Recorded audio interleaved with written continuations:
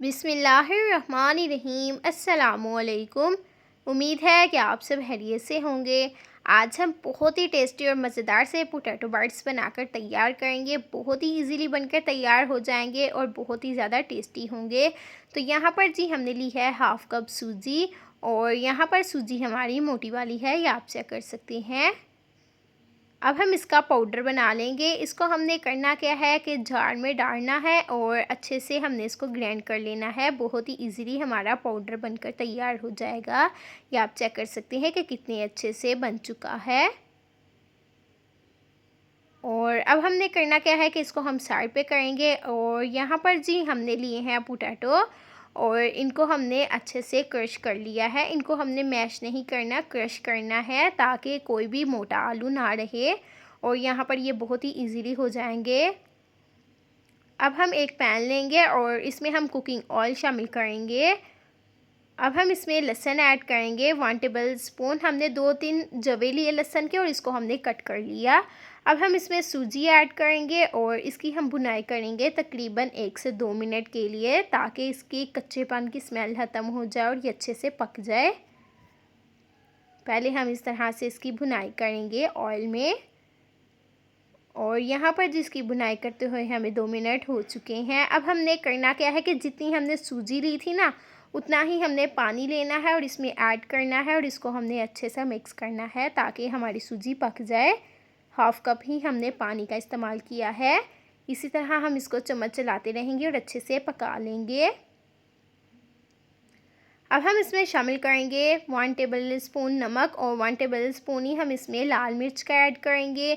और आलू शामिल करेंगे जिनको हमने क्रश किया था।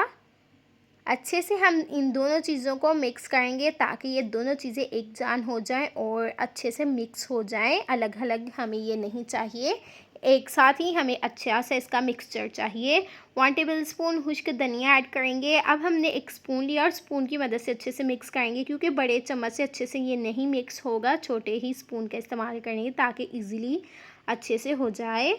और यहाँ पर आप देख सकते हैं कि कितने अच्छे से हमने इसकी मिक्सिंग कर ली है। अब हम इसकी खूबसूरत सी शेप बना लेंगे। तो उसके लिए हम थोड़ा सा मसाला लेंगे और इस तरह से हम इसको रोल करेंगे और ऊपर से प्रेस करेंगे। और कोई सा भी आप चम्मच ले लें, कुछ भी ले लें, और इस तरह से हम इसकी डिज़ाइनिंग कर लेंगे और इसका हम फ्लावर बनाकर तैयार करेंगे। बहुत ही खूबसूरत हमारी शेप बनकर तैयार हो जाएगी। जिस तरह से पिज़्ज़ा कट होता है ना, उसी तरह हम इसकी कटिंग करेंगे और इस तरह से हम चारों पीसों को जोड़ लेंगे। ये आप देख सकते हैं कि कितनी आसानी से शेप हमारी बनकर तैयार हो चुकी है। बहुत इजीली हो जाएगा। और इसी तरह हम तमाम बना लेंगे। और यहाँ पर आप चेक कर सकते हैं कि जो हमने इस पर लाइनिंग लगाई थी ना, वो हमारी मिटनी शुरू हो चुकी है। अगेन हम इनको इसी तरह से कर लेंगे।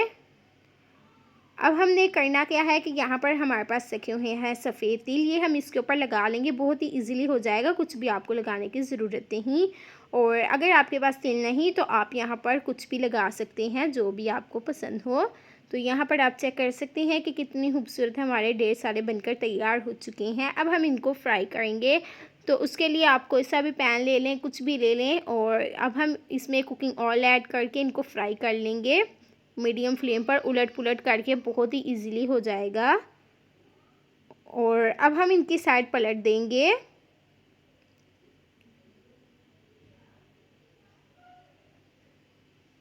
उलट पुलट करके हम इनको फ्राई करेंगे। तो माशाल्लाह से आप देख सकते हैं कि कितने अच्छे से बनकर तैयार हो चुके हैं। बहुत ही ज़्यादा टेस्टी हैं, बहुत ही यमी बनकर तैयार हुए हैं। कभी कभार ऐसा होता है कि कुछ हल्का फुल्का खाने को दिल चाहता है, तो आप इस तरह से ये रेसिपी बनाकर खा सकते हैं। बहुत ही ज़्यादा टेस्टी होगी और बच्चों को भी बहुत ही ज़्यादा पसंद आने वाली है। तो अगर आपको हमारी आज की रेसिपी पसंद आई तो हमारे चैनल सीक्रेट रेसिपी ऑफिशियल को ज़्यादा से ज़्यादा शेयर करें अपने दोस्तों के साथ, फैमिलीज़ के साथ। लाइक करें, कमेंट करें और सब्सक्राइब करें। मिलते हैं आपसे एक नई मज़ेदार सी यूनिक रेसिपी के साथ। Thanks for watching. अल्लाह हाफिज़।